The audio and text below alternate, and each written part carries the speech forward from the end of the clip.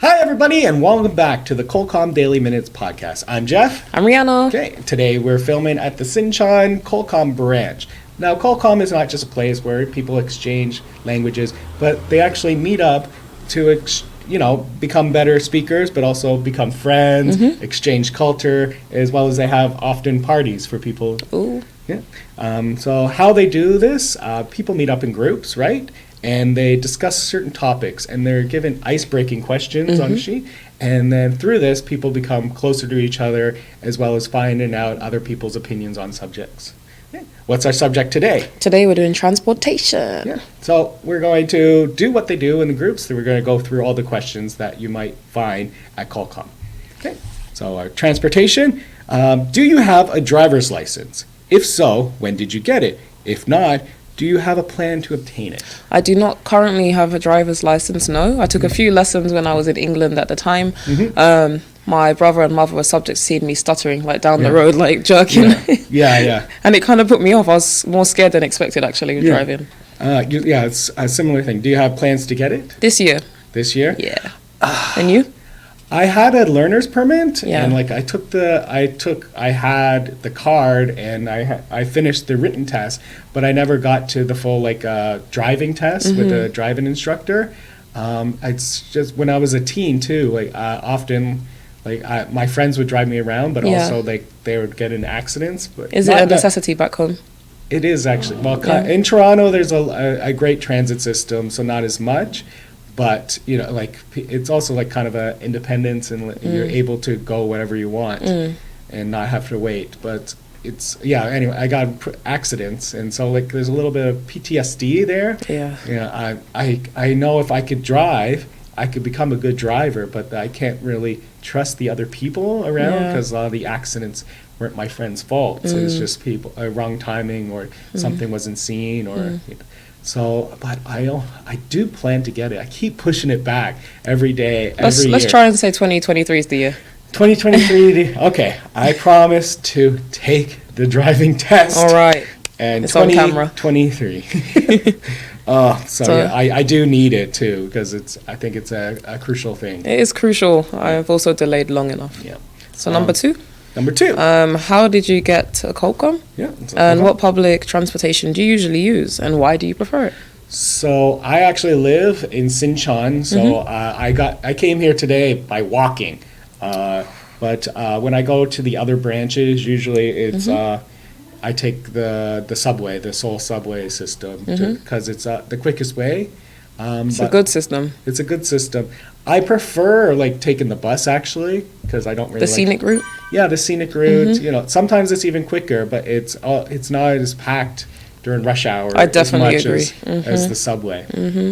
Sometimes even I avoid getting on the subway during the rush hour entirely and just wait out in a cafe. Oh, really? Yeah, just until things subside a bit. How'd you come here today? Oh, today I got here by both subway and the bus. All right. Yeah, the little transfer.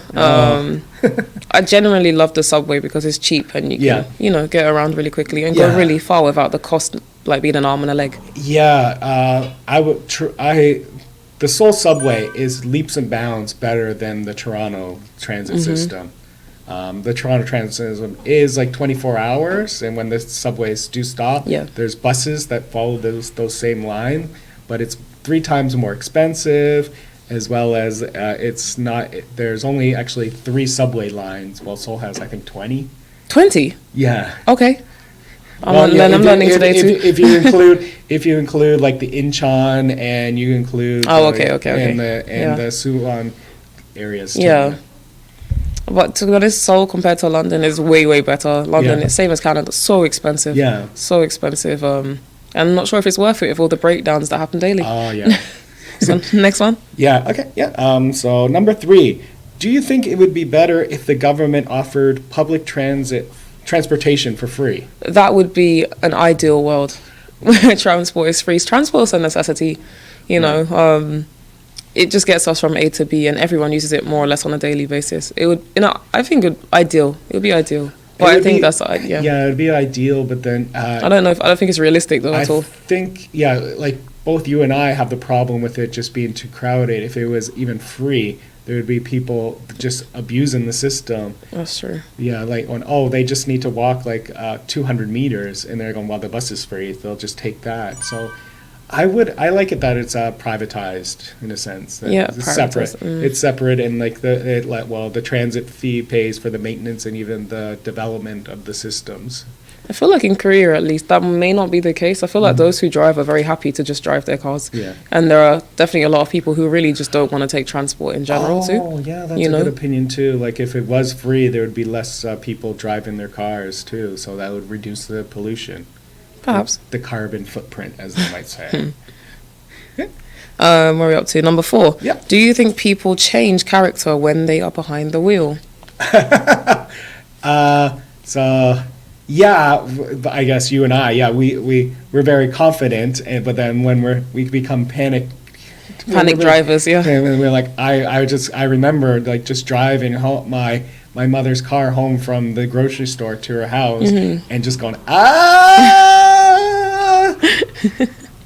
I'm so going. Cute. I was going like 10 kilometers under the speed limit because I was too sure. But it feels fast to you in that time when you're operating the car. Yeah, but my brother and my father, they're different people as well. They kind of, it's not full road rage, but they're very abusive. They'll say stuff knowing that the other it could provoke them. Yeah, other people can't hear them. So can't hear them. Yeah, so my father might yell, "Get out of the way, Grandma!" Go and move your ass and all this stuff. So he's much ruder. I think I'm an interesting case because when I'm behind the wheel, like I'm a bit shy and panicky. However, when I'm in the car as a passenger with my mom, I get mad on her behalf almost at the drivers cutting into her lanes and stuff. Really? And I'm like, come on. Oh yeah. I even when I'm in the passenger side, like too, if I'm with an aggressive driver, I kind of like clench my hands into the dashboard to stay like like watch out. I'm even like turning my head just because there's other bad drivers around. Definitely. Yeah. Where are we up to? Number 5. Yeah. Okay. Do you or someone you might know follow the rules of the road when you're driving, or have you met any bad drivers? Okay, in Korea, I don't really have many friends that own cars or drive, but in terms of bad drivers, come across so many. Oh my gosh, it's abundant here. Yeah, abundant. I don't really know what the rules of the road are here. It feels like there's very few, to be honest. Pedestrians come dead last. Yeah, to be honest. Yeah. So like in England, like pedestrians have the right of way. Yeah. Usually, like if they're crossing, but cars, if they see me crossing, they might speed up because they want to scare me. I'm like, do you want to ram me? Yeah. Yeah. Also, cars, like when there's a red light, you're not supposed to be on the pedestrian crossing. But here, a lot of cars genuinely just drive onto the pedestrian crossing and are parked dead center, and then you have to then circumnavigate the car. Yeah. And I'm like, the people that their profession is driver, like a taxi driver or a bus driver, those are actually the ones I've noticed that abuse the rules the most. They run the red light. Yes. I almost got hit by a bus once. It was petrifying. The light had gone green. I just put one foot forward and the bus just charged like straight across. And I was like, whoa, life could have been ended very quickly there. Yeah. In Canada, speeding is often like I know of a couple people that go over the speed limit, and it's just like the time of day when the highway is not really that busy. They'll go faster. But I feel like I can excuse the highway more than like your average just street though. I was just about to have an anecdote about like what you were saying. Go on. But like just bad drivers. What was it? I can't remember what I was about to say. If it comes back, just tell us later. Yeah. Number 6. What's the most scenic route you've ever taken while traveling? So when I would actually go on vacation with my family and visit my grandmother, she lived like 4,000 kilometers away in Canada. So we wouldn't actually take an airplane. We would actually do a road trip. So we'd be driving like for 24 hours. So we'd leave at noon on a Saturday, and then we would drive from Toronto up to Ottawa, Montreal, then go through Quebec, and then go through New Brunswick, and then go into Nova Scotia where my nanny lived. So it was that was like a basic scenic trip too. So That sounds lovely. A lot of people in North America, instead of they only fly if it's like an important meeting like for work, but if they can, usually like they'll take a road trip because also the journey is part of the vacation. Yeah. Yeah. Oh, I love a long car drive in general, to be honest with you. Yeah. Just seeing like the landscape in general is Yeah, really yeah, nice. I had yeah. a good one when I was in Hong Kong. Okay. Yeah, it wasn't necessarily lots of greenery, but I just loved the cityscape at that time. It was very different and kind of old, vintage. It looked like. Yeah, yeah. It's weird. Like even like you drive 2 hours and into a different city, and the culture is totally different. Exactly. Yeah. Okay, I'll do the number 7. Yeah. Do you feel safe when using public transit? Have you ever witnessed any crimes or unpleasant situations? In Korea, at least, generally, yes, I feel safe. I never really have any qualms about getting on public transport, apart from maybe being like too packed in like sardines, essentially. But I do know in the past, and probably still now, there are cases of like peeping toms, people with little cams or who may touch you, you know? Yeah. Women inappropriately on the subway. You see that video a lot. You see videos of like people warning not to videotape up like girls or touch them and all that stuff. But Korea transit seems relatively safe. Yeah. You know, once a week while I'm taking it, there might be like a crazy person like preaching about Jesus or something like that.